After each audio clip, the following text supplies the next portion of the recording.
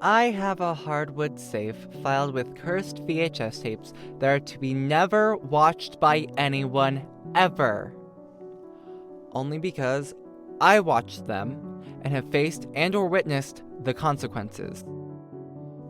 This post is a warning for the following VHS tape, known as Human Coral. I have found 2 different copies of this, so I know more exist. So just in case you found one, listen to this before you decide to watch it.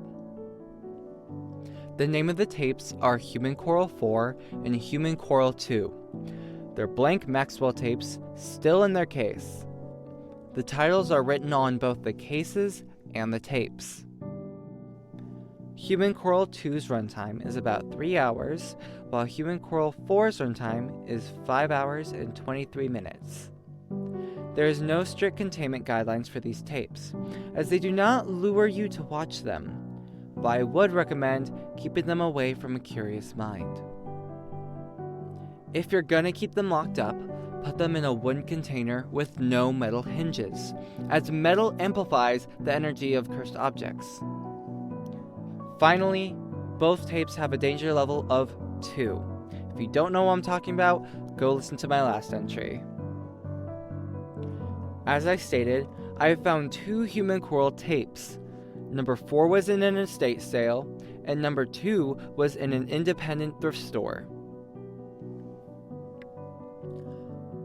I'll start with number 2. My watch partner, who you may remember from the traveling up the pipeline incident, yeah, they're doing a lot better, they're covered, if you're wondering. Well, them and I started watching, not really knowing what to expect. I mean, what do you first think when you hear the words human coral? Anyway, the tape starts off with the viewpoint of some sort of submersible suspended over the ocean on a large boat. There's a date stamped at the bottom, October 1st, 1995. You can hear a couple of male voices talking on the boat, but you can't quite make out what they're saying.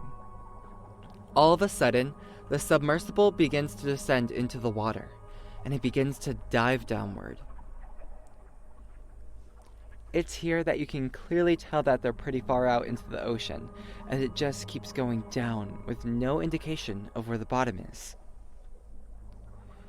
This takes up the first 2.5 hours of the tape, until a dim red glow comes into view. A sudden ocean liner begins to come into view, as it's covered in what looks to be some sort of bioluminescent coral. But then the submersible gets closer, and the full picture begins to unfold. It isn't coral, but a bunch of upper bodies of the same woman plastered all over the ship. Their long red hair is what gave off that red glow, and their bodies were blotchy with blue, red, and purple. Some of the bodies had additional arms and heads growing out of them. Their eyes were a milky white, with the remnants of a pupil in the center. Their mouths looked like they were gasping for something, but it wasn't air. Different types of fish would swim around them, just as if they were normal coral, and sometimes you could see one of the women grab one and eat it. None of them reached for the submersible, shockingly, but they did seem curious, as most of them stared at it when it got close. The power suddenly shut off, as my partner and I both realized we didn't answer when my friend knocked at the door. We were both too mesmerized by the coral to answer. When my friend came into the room to make sure we were okay, we both yelled at him for turning it off. He yelled back at us, resulting in a small fight. It was during the break that my watch partner and I both realized what we had done, and came to the conclusion that the tape has some sort of ability to attract the viewer when they look at the coral, no matter the gender. With this in mind, we decided to slightly change what my friend would do. Instead of knocking, we would leave the door open and move the couch we were sitting on so our friend could easily see us.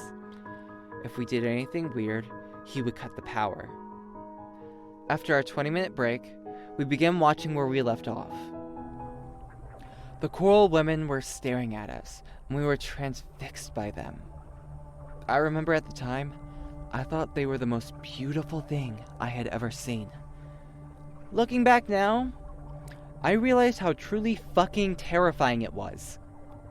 The submersible began moving all around the ship until it found an opening on one of the top decks. Going through the door, the hallway was rusty and overgrown with plant life, until it ran into more of the coral women. It was bizarre, to say the least. The hallway they were growing from was in much better condition from the little we could see that wasn't grown over, to the point where you could almost see some of the paint on the wall. The deeper the submersible went in, the more grown the coral women became. Some had grown out so much that you could see legs that were still fused together. The coral women kept staring at the camera. Some seemed to be beckoning to the submersible to come closer, then pointing it in a different direction down a different hall. They were leading it somewhere, and if it tried to go down a different hall, the coral women would make it impossible for it to fit through. After following the path they sent it down, it opened into a large room where every surface had a fully grown coral woman. Some were attached at the feet, while some were attached by hand. There was one where her back was infused to the wall, and several other coral women were growing out of her. In the center, a giant one sat crisscrossed. It had glowed the brightest out of all of them, and had several coral women growing out of her at odd angles. Some head first, like normal, others had their legs sticking out, and several else in between. It was almost like they weren't growing out of her, but rather were being absorbed by her. The giant one's eyes suddenly opened and stared at the submersible. The giant one slowly lifted her arms up and reached towards the submersible as it moved closer. By this point, my watch partner and I were both right against the screen. The giant one grabbed the submersible and pulled it into its chest. I mean, literally, pulled it into its chest. It was crammed deep into a slit that had opened up. On either side of the opening, you could see different body parts of the coral woman that had been shoved into the giant one, but the submersible kept going deeper. It eventually stopped when it hit what looked to be a collar of a coat worn by a boat captain. The camera then panned up to see the face of a man covered in some sort of slime with an expression of shock and terror. Then the eyes of the man darted to the camera before the tape ended. My watch partner and I both fell onto our backs, crying, either from the beauty we were both transfixed by or the overwhelming emotion we got from the video. I'm not completely sure what, to be honest. My watch partner asked if we could watch it again, but my friend outside the door walked in and said nope before taking the tape out of the VCR. A week later, after we made sure the effects of the tape had worn off, we began to watch Human Coral 4, with the same open door setup as the end of Human Coral 2. Human Coral 4 is much different than 2, in that it already starts at the bottom of the sea. It is a static camera that pans to left and right, with a date stamped at the bottom reading October 19th, 1996, almost a full year after the last one. It looks like this was some sort of surveillance footage for something. For the first 3 hours, there's nothing, until a figure shows up in the distance, just inside the light range of the camera. It isn't clear what it looks like, but my watch partner and I knew it was a coral woman. It was different from the ones in the last video. There seems to be only one of them. Its hair was shoulder length, and the body was colored in patches of black, dark blue, and gray. A few minutes later in the video, the camera zooms in and you can see that the eyes are reflective, much like a normal deep-sea fish. It was moving slowly, but right towards the camera, and it had the most unnerving smile I'd seen for a while. The biggest difference was that this version of Coral Woman didn't instill a feeling of yearning or lust. It instilled fear. That kind of fear where you can't move.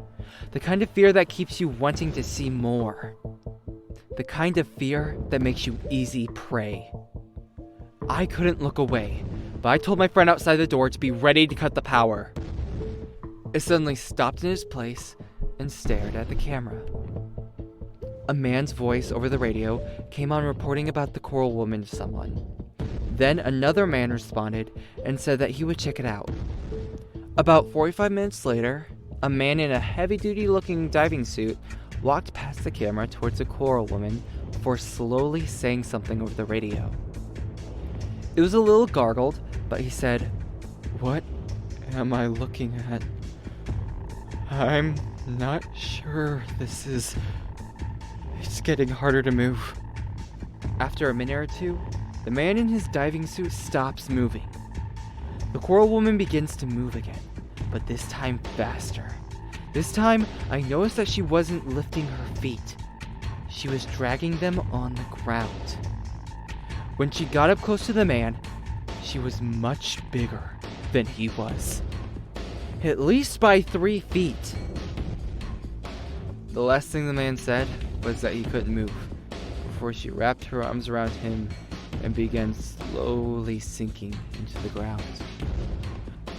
The cries of panic that the man yelled out still haunt me to this day.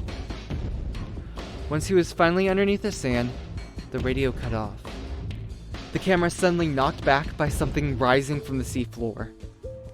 It then captures a bigger mass as it fully emerges out of the sand.